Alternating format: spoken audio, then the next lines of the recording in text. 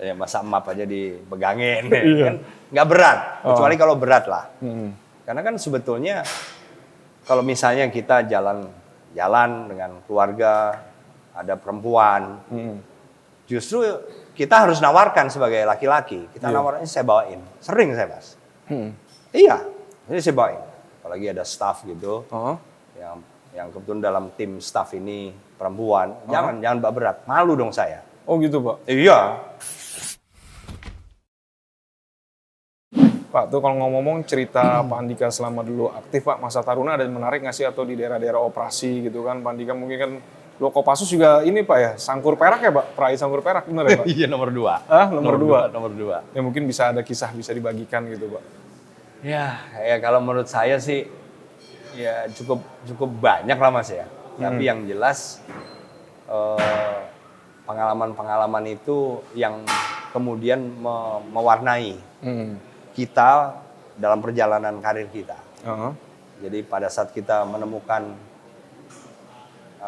misalnya situasi di mana, waduh, ini ada yang males tapi nggak ketahuan. Jadi ngelanggar tapi nggak ketahuan. Iya.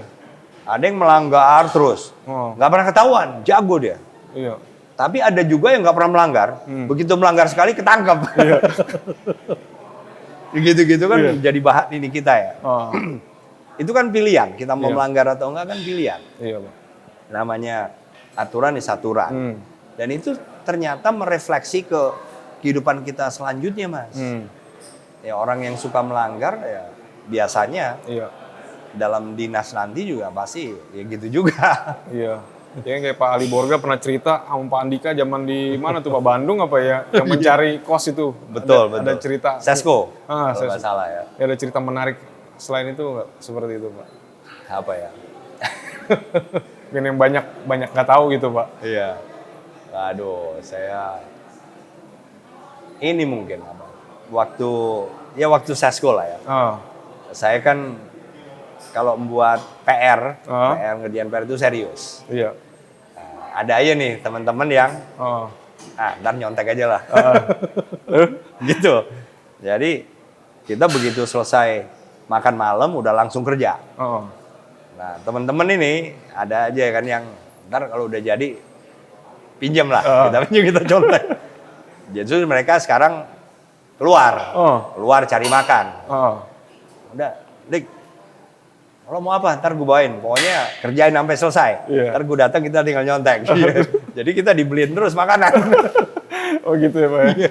Ada satu ini Pak, yang sempat jadi perhatian publik, kebiasaan Pak Andika kan udah jenderal gitu kan. Tapi kemana-mana nenteng HT sama bawa tas sendiri itu Pak. Itu isinya apa tuh Pak, kalau boleh tahu Pak? Iya sebetulnya ini kan kita lihat juga Mas ya, dalam perjalanan karir kita. Saya juga melihat, misalnya di negara-negara maju, mereka itu apa-apa sendiri. Ini pada level pejabat negara yang tinggi sekalipun, Pak. Bawa tas sendiri. Jadi nggak terlalu banyak dibantu gitu. Nah, sementara kita juga melihat ada yang menurut saya terlalu kelebihan lah. Ya, masa map aja dipegangin, kan nggak berat, kecuali kalau berat lah. Karena kan sebetulnya kalau misalnya kita jalan dengan keluarga, ada perempuan, justru kita harus nawarkan sebagai laki-laki. Kita nawarkan, saya bawain, sering saya Mas. Iya, ini saya bawain. Apalagi ada staff gitu, yang kebetulan dalam tim staff ini perempuan, jangan berat, malu dong saya. Oh gitu Pak? Iya. Ya, Pak Andika pribadi nawarin itu Pak? Iya, kita jalan bareng, staff perempuan ini bawanya malu dong kita. Enggak, sini saya bawain, yang berat saya bawain. Oh gitu Pak? Iya dong, kan nggak jatuh juga harga diri kita Mas. Kita bawa barang-barang itu kan nggak jatuh juga. Dan juga kita secara fisik siap, kan gitu.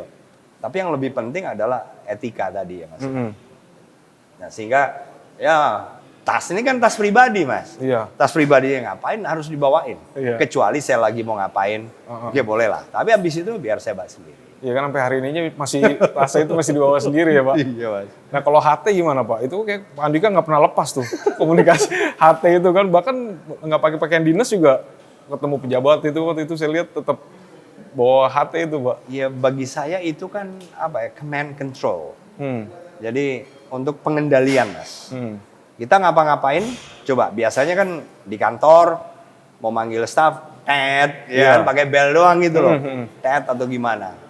Tapi kalau pakai HT, menurut saya karena ini jaring radio ini dibagikan kepada setiap yang megang HT, kan lebih cepat. Langsung aja, ngapain harus panggil ajudan, ajudan masuk, coba ini umumkan, kan lebih cepat sendiri. Soal komunikasi ya Pak? Komunikasi, jadi lebih ke efektivitas aja lah kalau saya. Sama soal duduk Pak Andika di kursi depan juga sempat rame loh Pak, itu Pak. Kenapa? Iya kan biasanya kan pejabat duduknya di belakang. Ini kok Pak Andika langsung depan samping supir gitu Pak. Ya kalau saya, coba, kursi paling enak kan kursi paling depan Mas. Iya loh. Belakang ini kalau kita recline, kita mau tidur, kan nggak bisa sampai jeplak. Kebanyakan ya. Kebanyakan kursi belakang itu kan nggak bisa sampai rata. Coba kursi depan. Sehingga sering biasanya saya kalau perjalanan saya tidur Mas. Ya, istirahat juga. Nyolongnya di situ. Sehingga kursi depan itu paling enak Mas. Jadi kalau recline ke belakang itu bisa hampir rata itu. Nah, gitu loh. Tapi reaksi netizen malah positif itu Pak. Oh gitu ya? Iya Pak. Padahal paling enak. Iyalah kalau saya. Yang pas ke Jogja ketemu Pak Sri Sultan itu kan Pak Andika turun dari depan itu. Nggak dibukain itu. Iya, betul yang ke ini apa, ke istana gitu Pak. Oke Pak, mungkin terakhir Pak Andika. Tadi kan banyak bicara soal pola hidup sehat, selain soal olahraga, asupan. Mungkin Pak Andika bisa ada pesan gitu Pak. Mungkin ada pesan nggak ke publik gitu Pak. Ya kan karena pemerintah juga kan kayak giat soal stunting gitu Pak Andika. Iya, memang itu adalah salah satu prioritas saya Mas. Sebetulnya kesehatan. Fokus saya adalah kesehatan. Karena apa? Karena jangan deh. Kecuali tadi kecelakaan, itu kan nggak ada yang tahu Mas. Ya walaupun ada juga faktor misalnya kelengahan kita, kesembronoan kita ya kalau kecelakaan ya. Tapi sering juga kita tuh nggak tahu apa-apa, tahu-tahu ada yang nabrak. Jadi kalau yang bisa dihindari, kita yang mengatur seperti tadi penyakit tidak menular, itu kan jantung, gula atau diabetes, kemudian apalagi paru-paru segala macam, hipertensi. Itu kan sebetulnya kalau kita tahu sainsnya, kita bisa mencegah. Ya kita hindari aja. Apa yang menyumbang penyakit diabetes? Kan bisa kita atur gitu loh maksud saya. Kecuali tadi yang sifatnya tidak bisa dihindari karena di luar kontrol kita, ya apa boleh buat. Nah, berangkat dari situ, yang kita bisa kendalikan, kita cegah, kita lakukan dong. Makan, itu penting. Jadi sangat sederhana. Sekarang ini lebih cepat kok kita dapat info itu misalnya di YouTube. Ya nggak usah harus beli buku sekarang ini. Apa? Gimana cara misalnya menghindari diabetes, cara menghindari jantung, cara menghindari gagal ginjal akut misalnya. Ada. Nah, biasanya bersamaan dengan pola hidup yang bagus itu juga olahraga. Karena apa? Memang sangat penting. Dan kalau di negara maju, jangan kaget. Karena orang yang sudah 70 lebih, Mas, masih ke gym. Saya ketemu nih, Mas, kemarin. Saya ke Seattle, ke Washington State untuk wisudanya Andrew. Saya kan tiap hari ke gym juga sama Andrew juga. Itu saya lihat orang Indonesia sudah 40 tahun tinggal di situ. Kita tahunya setelah ketemu, lihat beberapa hari, akhirnya saya menghampiri. Ternyata orang Indonesia dari Medan. Sudah tua, istrinya stroke, Mas. Jadi suaminya nih tiap pagi masuk ke gym itu, istrinya tuh bisanya hanya karena bekas stroke dia. Pak. Istrinya tuh yang gandeng, suaminya yang gandeng. Itu masih olahraga, coba. Jadi saya ingin, tapi karena dia sudah 40 tahun, maksud saya, dan di sana budaya hidup orang di sana itu sudah lebih maju, tahu bahwa kesehatan olahraga ini bagian dari kebutuhan, ya dia melakukan pola-pola hidup sehat. Sehingga saya menghimbau pada adik-adik semua yang mungkin generasi zilenial atau milenial, jangan lupa olahraga. Iya. Kita bisa spend time di gadget kita, di cellphone atau di tablet atau di komputer.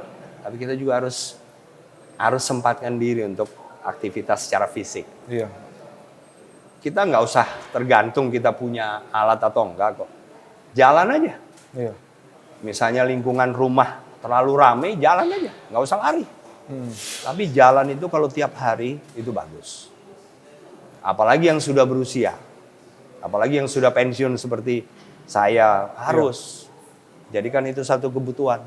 Dan rata-rata semua mas, orang-orang yang misalnya saya beri contoh, wakil presiden kita, Pak Maruf Amin. Iya, Pak Maruf. Rajinnya bukan main mas, jalan. Jalan waktu saya kasat, jalan di Mabes Angkatan Darat berapa kali?